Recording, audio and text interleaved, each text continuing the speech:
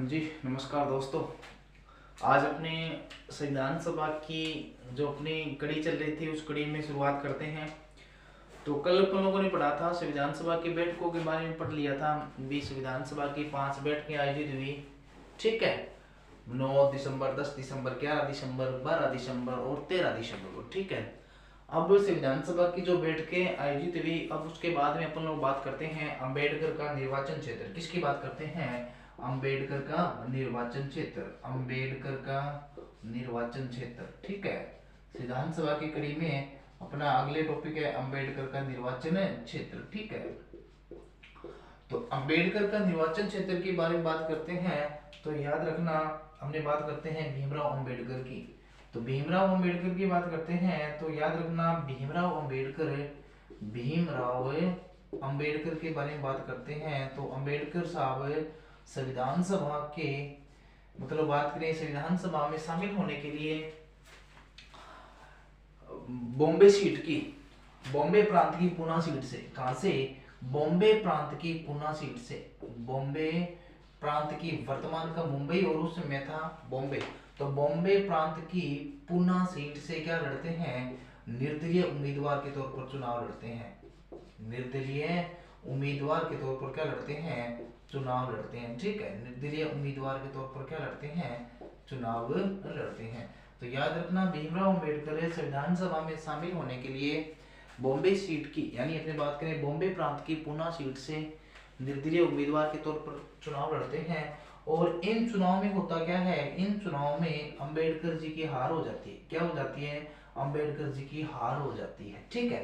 और यहाँ से अंबेडकर के विपक्ष में एक व्यक्ति खड़ा हुआ था, कांग्रेस का व्यक्ति खड़ा हुआ था, और उस कांग्रेस के व्यक्ति की क्या हो जाती है? जीत हो जाती है। कांग्रेस के व्यक्ति की क्या हो जाती है? जीत हो जाती है।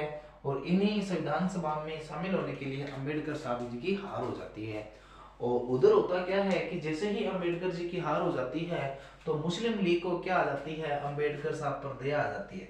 मुस्लिम लीग को क्या आ जाती है? अंबेडकर साहब पर दया आ जाती है। यानी कुछ अपने बात कह सकते हैं कि जो प्रेम भाव की इस प्रकार की को भावना है वह विश्वास जताते हैं अंबेडकर साहब पर। और अंबेडकर साहब को मुस्लिम लीग अपने पास बुला लेती है और एक क्षेत्र पड़ता है बंगाल प्रांत का जैसूर कुलना क्षेत्र, ठीक है। बंगाल प्रांत का जैसूर कुलना क्षेत्र, यानी बात करें पश्चिमी बंगाल की तरफ एक क्षेत्र पड़ता है जिसका नाम है जैसूर कुलना। क्या नाम है? जैसूर कुलना। तो मुस्लिम लीग क्या करती है? अंबेडकर साहब को अपने पास बुलाती है और बंगाल प्रांत के जैसूर कुलना सीट से, यहाँ से लीग का एक व्यक्ति पहले से जीता हुआ था, तो मुस्लिम लीग क्या करती है? अपने जीते हुए व्यक्ति से, मुस्लिम लीग क्या करती है? अपने जीते हुए व्यक्ति से क्या लेती है? इस्तीफा लेती है। यानी उसको क्या कहते हैं? वे अपना त्याग पत्र दे दे। तो मुस्लिम लीग अपने जीते हुए व्यक्ति से इस्तीफा लेती है और उसी सीट से अंबेडकर साहब को क्या कर देते हैं? संविधान सभा में शामिल कर देते हैं। संविधान सभा में क्या कर देते हैं? शामिल कर देते हैं, ठीक है। तो लीग अपने जीते हुए व्यक्ति से त्याग पत्र लेती है और त्याग पत्र लेकर अंबेडकर साहब को जैसूर कुलना प्रांत से भारतीय संविधान सभा में शामिल कर देती है। जैसे ही अंबेडकर साहब को शामिल कर दिया गया, फिर भारत विभाजन की बात आई और 3 जून 1947, तारीख याद रखना, 3 जून 1947, और 3 जून 1947 को क्या हो जाता है? भारत का विभाजन हो जाता है। यानी अपने बात करें माउंटबेटन योजना, कौन सी योजना? माउंटबेटन योजना। माउंटबेटन योजना आती है, इसी को बोलते हैं मन बांटन योजना। मन बांटन योजना, इसी योजना को क्या बोलते हैं? मन बांटन योजना। और इसी योजना के तहत भारत का विभाजन हो जाता है। और ये जो बंगाल प्रांत का क्षेत्र था जैसूर कुलना, यह चला जाता है पूर्वी पाकिस्तान में। कहाँ चला जाता है? पूर्वी पाकिस्तान में। और पूर्वी पाकिस्तान की बात करें तो आज का बांग्लादेश, वर्तमान का कौन सा क्षेत्र है? बांग्लादेश, ठीक है, याद रखना। तो जैसे ही यह क्षेत्र पूर्वी पाकिस्तान में चला जाता है, बांग्लादेश में चला जाता है, तो फिर एक बार कांग्रेस फिर अपना दया भाव दिखाती है और अंबेडकर साहब को पुनः बुलाती है। और अंबेडकर साहब को पुनः कांग्रेस क्या करती है? इसी जैसूर कुलना प्रांत से वापिस अपने पास बुलाती है। और यहाँ से कांग्रेस का एक व्यक्ति जीता हुआ था जिसका नाम था M.R. जेकर। ये तो पेपर में कई बार पूछ लिया गया, ठीक है। कांग्रेस क्या करती है, अपने व्यक्ति जीते हुए से, यानी जो कांग्रेस का जीता हुआ व्यक्ति था M.R. जेकर, तो कांग्रेस अपने व्यक्ति M.R. जेकर से क्या देती है, त्याग पत्र लेती है। और त्याग पत्र लेकर अंबेडकर जी को क्या कर देते हैं, संविधान सभा में शामिल कर देते हैं। बात आई समझ में, संविधान सभा में शामिल कर देते हैं। तो याद रखना, अंबेडकर के निर्वाचन क्षेत्र की बात करते हैं तो भीमराव अंबेडकर कांग्रेस, हमने बात करें संविधान सभा में शामिल होने के लिए बॉम्बे प्रांत की पुणे सीट से एक निर्दलीय उम्मीदवार के तौर पर चुनाव लड़ते हैं। लेकिन इन चुनाव में अंबेडकर जी की हार हो जाती है। क्या हो जाती है, हार हो जाती है। और उधर अंबेडकर जी की विपक्षी पार्टी थी कांग्रेस, और कांग्रेस की जीत हो जाती है। जैसे ही कांग्रेस की जीत हो जाती है तो अंबेडकर पर, हमने बात करी मुस्लिम लीग का प्रभाव आता है, यानी दया दिखाती है मुस्लिम लीग, एक प्रकार से अपना प्रेम प्रकट करती है। और कांग्रेस मुस्लिम लीग क्या करती है, अंबेडकर को अपने पास बुलाती है। और मुस्लिम लीग बंगाल प्रांत का एक क्षेत्र है जयसूर कुलना, वहां से लीग जीती हुई थी। और लीग अपने जीते हुए व्यक्ति से क्या लेती है, त्याग पत्र लेती है। और त्याग पत्र लेकर अंबेडकर जी को इसी प्रांत से संविधान सभा में क्या कर देते हैं, शामिल कर देते हैं, ठीक है। अब थोड़े दिनों के बाद क्या होता है, भारत का विभाजन आता है, भारत का विभाजन होता है। और 3 जून 1947 को माउंटबेटन योजना आती है। और इसी योजना के तहत भारत का विभाजन कर दिया जाता है। अब एक बार फिर कांग्रेस क्या करती है, अपना वापिस अंबेडकर पर दया प्रभाव दिखाती है। और कांग्रेस क्या करती है, अंबेडकर को पुनः एक बार बुलाती है जयसूर कुलना प्रांत से। और वापिस कांग्रेस का जो जीता हुआ व्यक्ति था M.R. जेकर, M.R. जेकर से कांग्रेस क्या करती है, त्याग पत्र लेती है। और त्याग पत्र लेकर अंबेडकर जी को भारतीय संविधान सभा में शामिल कर देते हैं। समझ में आई बात क्या दोस्तों? याद रखना, यहाँ से 2 सवाल बनते हैं। पहला सवाल ये बनता है कि 3 जून 1947 से पहले अंबेडकर कौन सी प्रांत से संविधान सभा में शामिल हुए थे? तो याद रखना, जयसूर कुलना, बंगाल प्रांत की जयसूर कुलना सीट से शामिल हुए थे।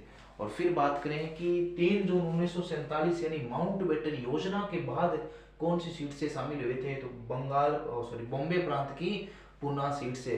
क्योंकि पहले यहाँ से चुनाव लड़ते हैं लेकिन चुनाव में कुछ हासिल नहीं हो पाता, हार जाते हैं, तो इस सीट से शामिल नहीं हुए थे। और एक बार प्रश्न ये पूछा गया कि अंबेडकर साहब जब संविधान सभा में शामिल हुए तो कांग्रेस के किस व्यक्ति ने अपना त्याग पत्र दिया? तो M.R. जेकर ने। किसने अपना त्याग पत्र दिया? M.R. जेकर ने दिया। याद रखना, बहुत ही इंपॉर्टेंट फैक्चुअल है, ठीक है, इंपॉर्टेंट फैक्ट है। तो दोस्तों स्क्रीनशॉट ले लो, ठीक है। और फिर अपने चलते हैं अगले बात, चलो भी करते हैं अपने आगे शुरुआत, ठीक है। अब जैसे ही अंबेडकर का चुनाव हो जाता है और अंबेडकर जी को संविधान सभा में शामिल कर लिया जाता है, फिर बात आती है प्रारूप समिति की। किसकी बात आती है? प्रारूप समिति की बात आती है, ठीक है, याद रखना। यानी अंबेडकर साहब को जब संविधान सभा में शामिल कर लिया गया तो अंबेडकर साहब उसके बाद में क्या करते हैं, प्रारूप समिति की बात आती है। तो अपने बात करते हैं प्रारूप समिति के, किसके बारे में बात करते हैं? प्रारूप समिति के बारे में बात करते हैं। और इसी प्रारूप समिति को कहते हैं मसौदा समिति। क्या कहते हैं? मसौदा समिति। इसी प्रारूप समिति को कहते हैं मसौदा समिति। इसी को बोलते हैं ड्राफ्ट कमेटी। क्या कहते हैं?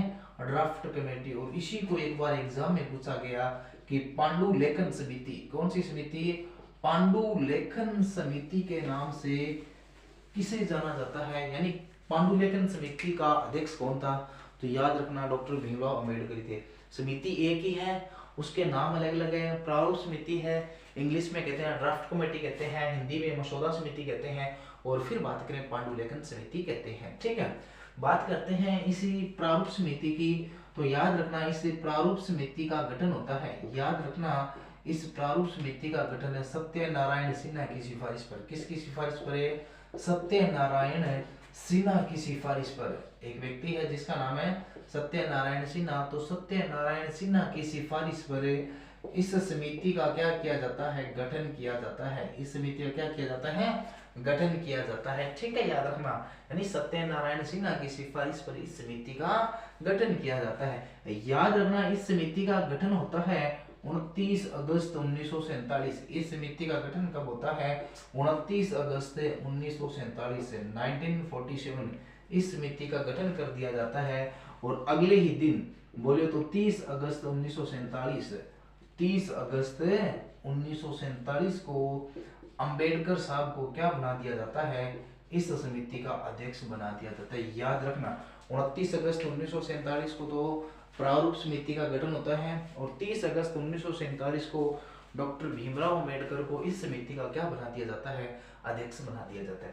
याद रखना इस समिति में पूछे जाते हैं कुल कितने मेंबर थे, तो याद रखना इस समिति में कुल 7 मेंबर थे। कितने मेंबर थे, 7 मेंबर थे। और 7 मेंबर को याद करवाने की ट्रिक है, मैं हमेशा ऑफलाइन क्लास में बताता भी हूँ बच्चों को कि इस ट्रिक से याद रखना, याद हो जाएंगे। तो SANKR यानी शंकर छाप बीड़ी, कौन सी बीड़ी, शंकर छाप बीड़ी, ये एक छोटा सा ट्रिक है, ठीक है। इस ट्रिक से सभी के सभी प्रारूप समिति के जो मेंबर है वह याद हो जाएंगे। देखो मैंने बताया शंकर छाप बीड़ी, शंकर छाप बीड़ी, तो एस का मतलब क्या है, एस का मतलब है सादुल्ला खान। याद रखना पेपर में पूछे जाते हैं, ठीक है। बी प्रारूप समिति के अध्यक्ष कौन, सॉरी सदस्य कौन कौन थे, सादुल्ला खान। एस का मतलब, ए का मतलब होता है अल्लादी कृष्णा स्वामी अय्यर, ठीक है। अल्लादी कृष्णा स्वामी अयंगर, अल्लादी कृष्णा स्वामी अयंगर, ठीक है। अल्लादी कृष्णा स्वामी अयंगर, ठीक है। फिर बात करते एन, एन का मतलब है एन गोपाल स्वामी अयंगर, ठीक है। एन गोपाल स्वामी अयंगर, ठीक है। याद रखना भी एन गोपाल स्वामी अयंगर, एन गोपाल स्वामी अयंगर, ठीक है। अब के की बारे में बात करते हैं, तो के का मतलब है के एम मुंशी, के एम मुंशी यानी कन्हैयालाल माणिक्यलाल मुंशी। पूरा नाम क्या है, कन्हैयालाल माणिक्यलाल मुंशी। और इनकी एक खासियत क्या है कि एकमात्र कांग्रेस व्यक्ति, एकमात्र, ये क्या थे, एकमात्र कांग्रेस व्यक्ति थे। याद रखना एकमात्र कांग्रेस व्यक्ति थे के एम मुंशी। और आर से अपन लोगों को कुछ लेना देना नहीं है, छोड़ देना है।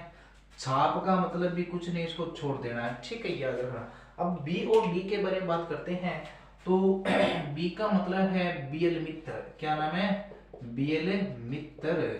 और बीएल मित्र की जगह आते हैं एन माधवराव। कौन आते हैं, N Madhavrao, N Madhavrao. BL Mitra अपना स्वास्थ्य खराब होने के चलते त्यागपत्र दे देते हैं और उनकी जगह बना दिया जाता है एन माधवराव को। और डी का मतलब होता है डीपी खेतान। डी का मतलब क्या है, डीपी खेतान। और डीपी खेतान की मौत हो जाती है और इनकी जगह बना दिया जाता है टीटी कृष्णामाचारी, टीटी कृष्णामाचारी। मैं हमेशा ये बात भी ऑफलाइन क्लास में बताता हूँ कि एक तो है वीटी कृष्णामाचारी और एक है टीटी कृष्णामाचारी। याद रखना, अलग से मैं बता देता हूँ। एक तो है वीटी कृष्णामाचारी, कौन है, वीटी कृष्णामाचारी, वीटी कृष्णामाचारी। तो वीटी कृष्णामाचारी और टीटी कृष्णामाचारी में दोनों में फर्क है। वीटी कृष्णामाचारी थे संविधान सभा के उपाध्यक्ष। कौन थे, संविधान सभा के उपाध्यक्ष थे। दो थे उपाध्यक्ष, पहला व्यक्ति था एच.सी. मुखर्जी, एच.सी. मुखर्जी, हरेंद्र कमल मुखर्जी। और दूसरे व्यक्ति का नाम था वीटी कृष्णामाचारी। और ये जो टीटी कृष्णामाचारी है, ये कौन है, प्रारूप समिति के सदस्य है। याद रखना कौन है, प्रारूप समिति के सदस्य। तो अपनी बात करते हैं प्रारूप समिति के बारे में, बात करते हैं ड्राफ्ट कमेटी के बारे में बात करते हैं। तो इसी समिति का गठन होता है सत्यनारायण सिन्हा की सिफारिश पर। होता कब है, 29 अगस्त 1947 को इस समिति का गठन होता है। और 30 अगस्त 1947 को अगले ही दिन अंबेडकर जी को इस समिति का अध्यक्ष बना दिया जाता है। और इस समिति में कुल मेंबर कितने होते हैं, 7 होते हैं। कितने होते हैं, 7 होते हैं। देखो 1 2 3 4 5 6 और एक अध्यक्ष समेत 7 होते हैं, ठीक है। तो एक लॉजिक मैंने बताया कि शंकर छाप बीड़ी, कौन सी बीड़ी, शंकर छाप बीड़ी। तो एस का मतलब है सादुल्ला खान, एक का मतलब है अल्लादी कृष्णा स्वामी अयंगर, एन